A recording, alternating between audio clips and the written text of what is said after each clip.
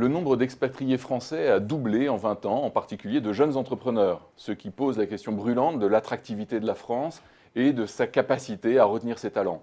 Alors pour nous en parler, j'accueille Patrick Bertrand, directeur général de Cégide. Patrick Bertrand, bonjour. Bonjour. Alors, la France est-elle encore attractive pour les entrepreneurs? Elle l'est toujours, elle l'a toujours été. La vraie question, c'est de savoir si on regarde d'abord ce qui la rend attractive, puisqu'il y a effectivement un certain nombre de problèmes. Je crois que la presse en fait très largement l'écho. Mais oui, elle est très attractive. Un premier exemple d'ailleurs qui est très pragmatique. Je suis investisseur à titre personnel et mon souci dans des startups, et mon souci, notre souci, parce qu'on est plusieurs business angels à le faire, notre souci, c'est plutôt de faire le choix dans le deal flow que nous avons, plutôt que de trouver des bons projets. Donc il y a une initiative et une démarche entrepreneuriale absolument formidable en France. Quels sont les points aussi de référence qui peuvent être intéressants? Premier élément, d'ailleurs Bill Gates l'a dit très récemment, la France est très renommée et extrêmement attractive pour la qualité de ses équipes de recherche-développement. Et non seulement pour la qualité, mais pour la loyauté, parce que les développeurs tournent moins vite que dans la Silicon Valley, et aussi pour le coût. Il y a eu une étude qui a été réalisée il y a 2 ou 3 ans par la NRT et qui démontre que grâce au crédit d'impôt recherche, le coût du chercheur en France est probablement l'un des plus bas du monde. Alors ça fait Donc plusieurs sujets.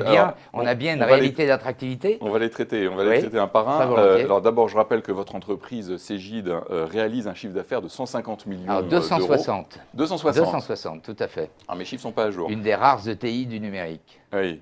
Et ce qui la place au 4e rang des Oui, éditeurs ça de dépend logiciels. de la nature de l'activité, mais oui. Alors il y a aussi une question que je me pose, c'est Criteo, un des nouveaux champions de logiciels et du numérique, vient de se faire coter au Nasdaq. Alors est-ce que ça illustre pas là aussi un exemple d'attractivité, de manque d'attractivité de la France par rapport aux États-Unis? Alors, premier élément, il faut se féliciter que des entreprises françaises réussissent à tel point qu'elles puissent se faire coter sur le Nasdaq. Deuxième élément, j'ai eu l'occasion d'assister à l'inauguration il y a 2 ans de l'installation de Criteo en France, avec des équipes de recherche-développement très largement basées en France. Donc, c'est une entreprise qui a bien compris les avantages respectifs des différents territoires. Troisième élément, c'est vrai que lorsqu'on est une entreprise qui se positionne mondialement, le fait d'être coté sur une place comme le Nasdaq a du sens.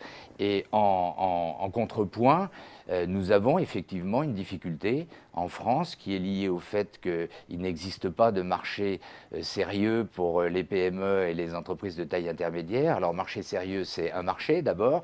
Et deuxième élément, un marché qui valorise correctement les entreprises qui souhaitent se coter et aller sur le marché financier. Oui. C'est une vraie difficulté qui n'existait pas il y a quelques années en France, puisque Cégide en est un bel exemple. 3 ans après sa création, elle a pu se coter sur le second marché. Et on sait que la cotation, c'est quelque chose de formidable pour 2 raisons. D'une part, parce qu'elle permet à l'entrepreneur de valoriser une partie de son investissement personnel, mais sans devoir céder la totalité de son entreprise et en même temps de lever des fonds qui vont lui permettre de passer à une deuxième phase de développement. Donc le marché financier, c'est une étape fondamentale dans toute la chaîne de valeur du financement d'une entreprise en fonction de sa taille. Vous parliez tout à l'heure aussi des ressources humaines. Alors comment est-ce que vous comparez la qualité des talents en France par rapport à ceux de la Silicon Valley? Mais tout à fait remarquable. Je ne crois pas qu'une entreprise puisse exprimer le fait qu'elle a une difficulté de qualité. Après, on peut avoir une difficulté dans le cadre de la guerre des talents, une difficulté de qualité de recrutement. On a en France un environnement tout à fait remarquable en termes d'éducation, même s'il y a un certain nombre de choses qui restent à améliorer. Vous avez beaucoup d'entreprises. J'ai eu l'occasion très récemment de discuter avec une entreprise qui accompagne les entreprises françaises pour s'installer à l'international et notamment aux États-Unis. Le premier conseil qui est donné, c'est dans le numérique, c'est de garder l'équipe de R&D en France. Pourquoi? Parce que ce que j'évoquais tout à l'heure, qualité de la formation, loyauté, ça tourne moins que dans la Silicon Valley, donc vous pouvez conserver vos talents. Et puis troisième élément, coût, puisque grâce au crédit d'impôt recherche, je l'évoquais, nous avons un des coûts du chercheur le plus bas du monde, un des plus bas du monde. Alors, vous parlez du crédit d'impôt recherche. Est-ce que vous pensez que l'État a un rôle à jouer dans cet environnement, de favoriser, ou est-ce qu'il a un petit rôle, un gros rôle, ou Alors, c'est une vaste question, particulièrement en France, parce qu'en France, quand on commence à parler État, immédiatement, on pense nationalisation, entreprise d'État, le système un peu qui a existé au moment des Trente Glorieuses et qui a eu son intérêt. Ce qu'il y a de réel, c'est qu'il n'y a pas de tissu industriel, et notamment dans le numérique, qui se soit développé de façon efficace sans une impulsion très forte de l'État. On donne souvent en exemple Israël ou les États-Unis. Eh bien, le monde du numérique, les acteurs du numérique ont pu se développer parce qu'il y a eu des centaines de milliards d'initiés et d'investis, notamment par l'administration et tout l'environnement militaire. Donc le rôle de l'État, c'est un rôle de commande publique, c'est un rôle d'impulsion. Impulsion et accompagnement. Ça, c'était un peu la grande vision des Trente Glorieuses, justement. Mais on était à l'époque dans une période qui était une période de rattrapage par rapport à un modèle qui était les États-Unis. Donc on avait une bonne visibilité. Mais aujourd'hui, où on est dans une révolution industrielle, est-ce que l'État a encore une certaine forme de légitimité pour avoir ce projet, cette vision industrielle?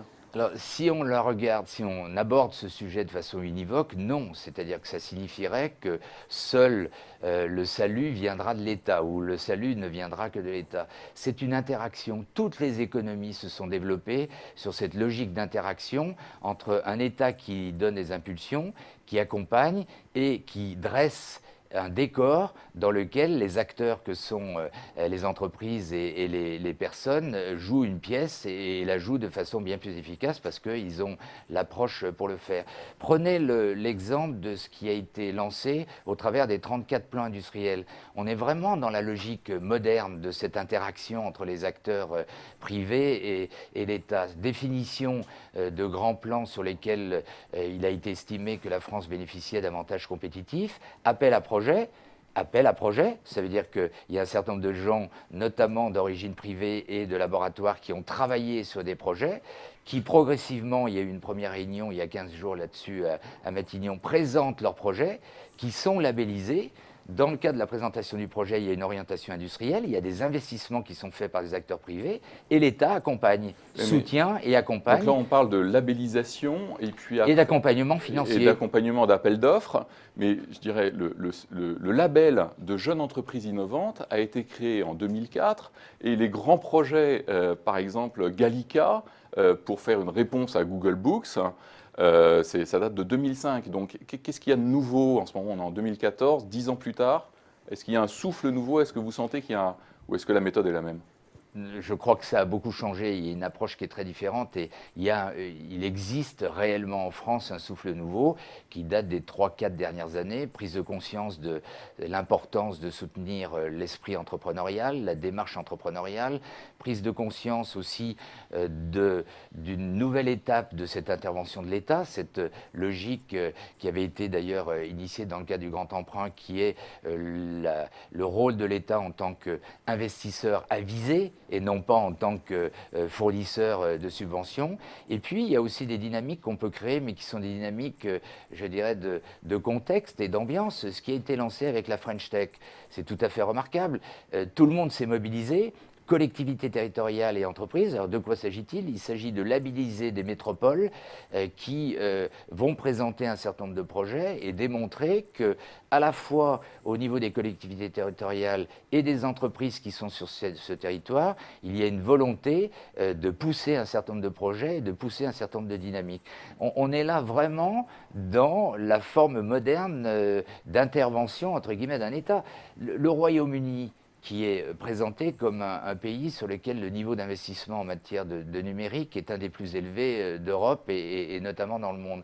D'où cela vient-il? Bien sûr, d'entreprises qui ont agi, mais d'une impulsion formidable qui a été donnée par l'État au niveau de l'AI éducation, au niveau de l'AI santé, ce qu'on appelle l'AI administration. L'État a investi, mais pas au sens subvention. Il a investi parce qu'il voulait moderniser un certain nombre de domaines comme ceux que je viens d'indiquer. Et naturellement, comme l'État n'est pas fournisseur de technologies, de produits et d'applications, eh bien ça génère une dynamique et un appel d'air pour les initiatives, les initiatives individuelles qui est formidable. D'accord. Je crois vraiment que c'est très enthousiasmant cette approche-là, ouais. Et c'est comme ça que les grands pays ont réussi. On présente, j'ai redit tout à l'heure, on présente les pays, les grands pays dits libéraux comme c'est le règne de la démarche individuelle et du marché. C'est pas vrai. Il y a une corrélation évidente entre un État qui investit, non pas un État qui subventionne, et la dynamique que cela crée au niveau de l'initiative individuelle. D'accord, donc ce qu'il faut retenir, hein, c'est que malgré quelques faiblesses, la France reste pour vous une terre attractive, objectivement attractive pour les entrepreneurs. Un exemple, bien sûr, pour les entrepreneurs, mais prenons un exemple plus large. Il y a une enquête et une étude qui est sortie très récemment sur l'attractivité des grandes écoles françaises auprès des étudiants étrangers. Savez-vous que nous sommes le 3e pays au monde à accueillir des étudiants étrangers, que l'augmentation du nombre d'étudiants étrangers dans nos grandes écoles entre 2009 et 2012, c'est plus 32%, et qu'il y a 20 à 25% selon la nature des écoles, d'étudiants étrangers dans les grandes écoles. La France n'est pas attractive. Donc ce qui pourrait compenser le phénomène qu'on disait en introduction d'expatriation. Oui, mais l'expatriation, alors, elle a plusieurs origines. Je crois que fondamentalement, ce que nous appelons expatriation, parce qu'on parle des jeunes Français qui partent à l'étranger, pas simplement le sujet des entrepreneurs qui partiraient à l'étranger, l'origine, c'est la crise. Quand vous avez, je crois qu'il y a une enquête récente qui est sortie qui indiquait que pratiquement 60 à 70% des jeunes diplômés de moins de 3 ans ne trouvent pas d'emploi. Eh bien, naturellement, vous vous ouvrez sur l'international. Et puis, il y a aussi le deuxième aspect, c'est qu'on s'est trop souvent et trop longtemps plaint de cette France merveilleuse repliée sur elle-même. Je crois que ça a du sens que les jeunes talents aillent se frotter à l'expérience internationale et à d'autres façons de développer leur vie professionnelle. Le vrai sujet, c'est comment on rend le pays attractif pour qu'ils aient effectivement l'envie de revenir. Il faudrait presque déclarer le French bashing dépassé. Pour moi, le French bashing, c'est ringard. Patrick Bertrand, directeur général de Cégide, merci. Merci.